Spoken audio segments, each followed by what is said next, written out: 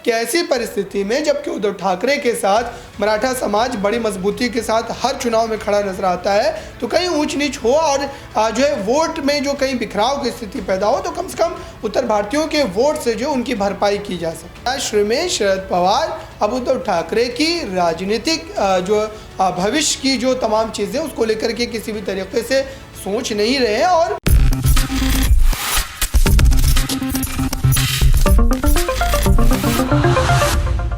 महाराष्ट्र के सियासी संकट पर इन दिनों सभी की नजरें टिकी हुई है, क्योंकि शिवसेना पार्टी के नाम और चुनाव चिन्ह पर जो फैसला लिया गया है सुप्रीम कोर्ट की तरफ से, उस फैसले को सुरक्षित कर लिया गया है। आखिरकार सुप्रीम कोर्ट का फैसला किस गुट के पक्ष में होगा, इस पर सभी की नजरें टिकी हुई है, क्योंकि देखा जाए तो मैदान में यहाँ पर है मौजूदा मुख्यमंत्री एकनाथ शिंदे का गुट और दूसरी ही तरफ है यहाँ पर पूर्व मुख्यमंत्री शिवसेना के अध्यक्ष रह चुके उद्धव ठाकरे का गुट। ऐसे में देखा जाए तो एड़ी चोटी का बल लगाया जा रहा है यहाँ पर उद्धव ठाकरे गुट की तरफ से, क्योंकि विरासत में उन्हें ये पार्टी मिली, लेकिन अब यहाँ पर बाला साहेब ठाकरे जी का नाम ले लेकर बार बार यहाँ पर शिंदे उन्हें चुनौतियां दे रहे हैं कि असली शिव सैनिक वही है। लेकिन ये सुप्रीम कोर्ट ही अब डिसाइड करने वाला है कि आखिरकार असली शिव सैनिक कौन कहलाएगा, क्योंकि चुनाव आयोग ने अपना अंतिम फैसला सुना दिया है। उनका फैसला रहा यहां पर शिंदे गुट के समर्थन में, जिसके बाद सुप्रीम कोर्ट का दरवाजा खटखटाया गया उद्धव ठाकरे की तरफ से। अब वक्त के साथ साथ ही पता चलेगा कि आखिरकार फैसला किसके पक्ष में आएगा। लेकिन यहां पर देखा जाए तो अब तमाम बड़े बड़े दावे किए जा रहे हैं, अटकलें लगातार तेज हो रही हैं कि कहीं ना कहीं ये फैसला शिंदे गुट के पक्ष में ही आएगा। आखिरकार हम ऐसा क्यों कह रहे हैं, ये आपको जानकारी देंगे हमारे इस खास प्रोग्राम के जरिए। नमस्कार, मैं प्रांशी राठौर और आप देख रही हैं नेक्स्ट 9 न्यूज। आज हमारे स्पेशल प्रोग्राम आमने सामने में हम चर्चा करेंगे महाराष्ट्र की सियासत के बारे में। हमारे साथ मौजूद है हमारे सहयोगी अबरार, जिनसे हम तमाम सवाल लेना चाहेंगे। अबरार, जैसा कि आप जानते हैं कि महाराष्ट्र में इस वक्त क्या नज़ारा देखने को मिल रहा है, और दूसरी ही तरफ देखा जाए तो आज सीएम शिंदे का दौरा रहा अयोध्या में। तो आपको क्या लगता है, अयोध्या दौरे से यहाँ पर अब शिंदे को कोई बड़ा फायदा होने वाला है? आपको क्या लगता है? देखिए, राजनीतिक रूप से जाहिर सी बात है कि इसका बीएमसी चुनाव और 2024 के चुनाव पर ज़रूर असर पड़ेगा। हालांकि इस समय जिस तरीके से चुनाव आयोग के उस फैसले को आप याद कीजिए, जब उस फैसले के बाद मुंबई के होटल ताज में एक बड़ी बैठक होती है एकनाथ शिंदे गुट की, और उसमें उन तमाम मुद्दों पर ख़ास तौर से जो है जोर डाला जाता है जिन मुद्दों पर कभी उद्धव ठाकरे राजनीति किया करते थे। दरअसल चाहे वो जो है सावरकर के भारत रत्न देने वाली बात हो या फिर और कई बड़े मुद्दे हो, तो वो तमाम मुद्दे उद्धव ठाकरे से छीने जा रहे हैं एकनाथ शिंदे के द्वारा। और ये भी बिल्कुल उसी तरीके का कदम है, क्योंकि उद्धव ठाकरे गुट ने भी जो है अयोध्या का दौरा किया था और वहाँ पर वो पहुँचे थे। तो जाहिर सी बात है कि संजय राउत का जो बयान आया है इस दौरे पर कि ये जो है उद्धव गुट की नकल है, तो इससे कहीं ना कहीं जो उत्तर भारतीयों का वोट, एक बड़ा वोट बैंक है मुंबई में, और जाहिर सी बात है पूरे महाराष्ट्र के अलग अलग इलाकों में, तो जो है उत्तर प्रदेश में अयोध्या जा कर के आप कह सकते हैं कि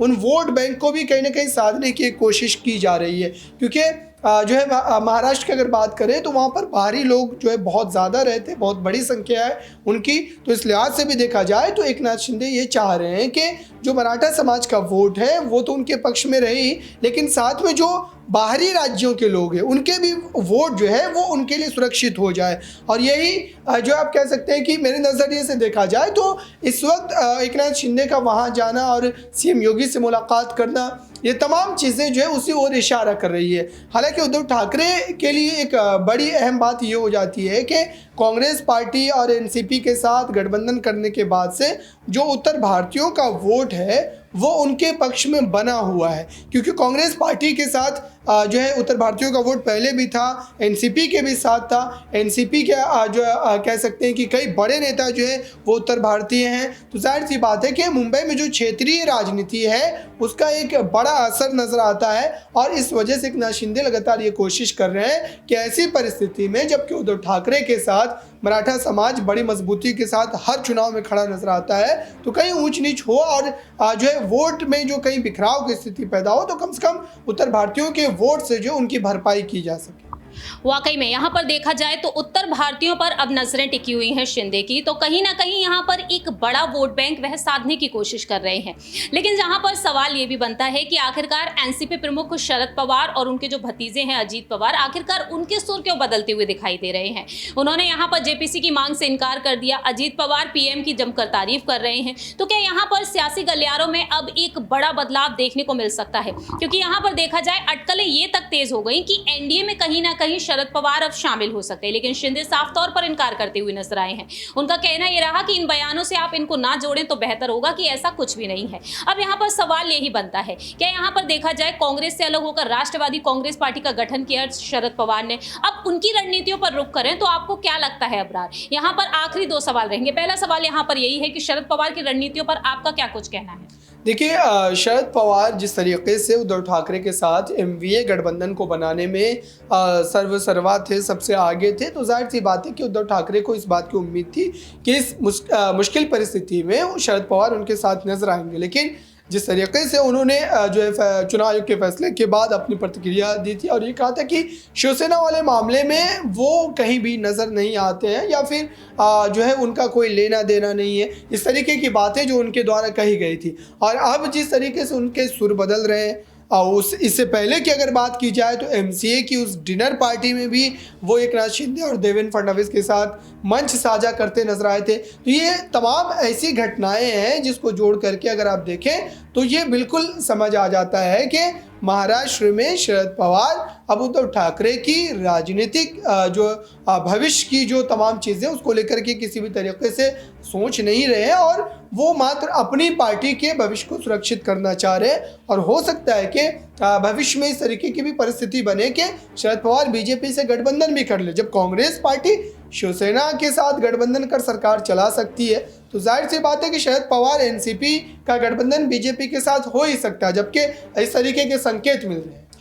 देखिए, फिलहाल यहाँ पर गठबंधन को लेकर भी आशंकाएं तेज हो रही हैं, अटकलें तेज हो रही हैं, लेकिन रुक किया जाए यहाँ पर विधायकों की तरफ। 16 विधायकों की अयोग्यता का मामला सुप्रीम कोर्ट में अब भी यहाँ पर जारी है, उस पर सुनवाई जारी है। शिवसेना के पार्टी का जो नाम और चुनाव चिन्ह है उस पर यहाँ पर फैसले को सुरक्षित किया गया है, लेकिन दावे यहाँ पर ये किए जा रहे हैं कि 16 विधायकों का अगर अयोग्य ठहरा दिया जाता है तो सरकार अल्पमत में आ जाएगी और गिर जाएगी। लेकिन शिंदे गुट के विधायक भरत गोगावले का साफ तौर पर कहना रहा है कि तब भी सरकार नहीं गिरेगी, क्योंकि उनका कहना है कि 16 विधायकों को अयोग्य करार दिए जाने के बाद भी यहां पर बहुमत है बीजेपी का। 115 निर्दलीय विधायक यहां पर बीजेपी के पास है, तो ऐसे में देखा जाए 150 का आंकड़ा वैसे भी हो जाता है यहां पर विधायकों, क्योंकि 35 विधायक यहां पर शिंदे गुट के पास बचते हैं। तो अबरार, आपको क्या लगता है, क्या यहां पर सरकार फिर भी यहां पर बरकरार रहेगी, राज्य में सरकार चलती रहेगी, और क्या यहां पर उद्धव ठाकरे को कहीं ना कहीं यहां पर बीजेपी की तरफ रुख करना ही होगा? देखिए, बिल्कुल उद्धव ठाकरे के द्वारा जो कदम उठाए गए थे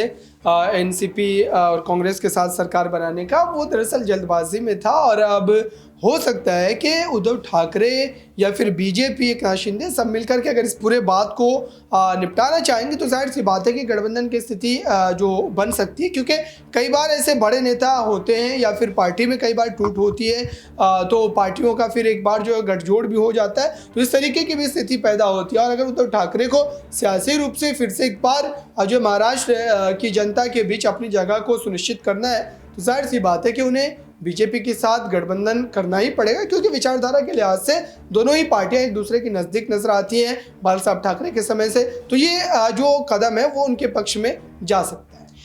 फिलहाल देखा जाए तो अबरार ने यहाँ पर तमाम जानकारियां साझा की, और ऐसे में देखा जाए तो उद्धव ठाकरे के सामने बीजेपी ने जो शर्तें रखी थी वहीं उद्धव गुट ने भी, वो देखना होगा कि आने वाले समय में हमें ये सब देखने को मिलेगा, क्योंकि बाला साहेब ठाकरे जी का कहना साफ तौर पर रहा कि मर जाऊंगा लेकिन कांग्रेस के साथ गठबंधन नहीं करूंगा। और अब देखा जाए तो बीजेपी की तरफ यहाँ पर शिवसेना है, देखना दिलचस्प होगा क्या यहाँ पर बीजेपी के साथ शिवसेना यूबीटी का गठबंधन होगा या फिर नहीं, ये वक्त के साथ साथ ही पता चलेगा। फिलहाल हमारे इस प्रोग्राम में इतना ही, बाकी की तमाम अपडेट्स के लिए आप देखते रहिए नेक्स्ट 9 न्यूज।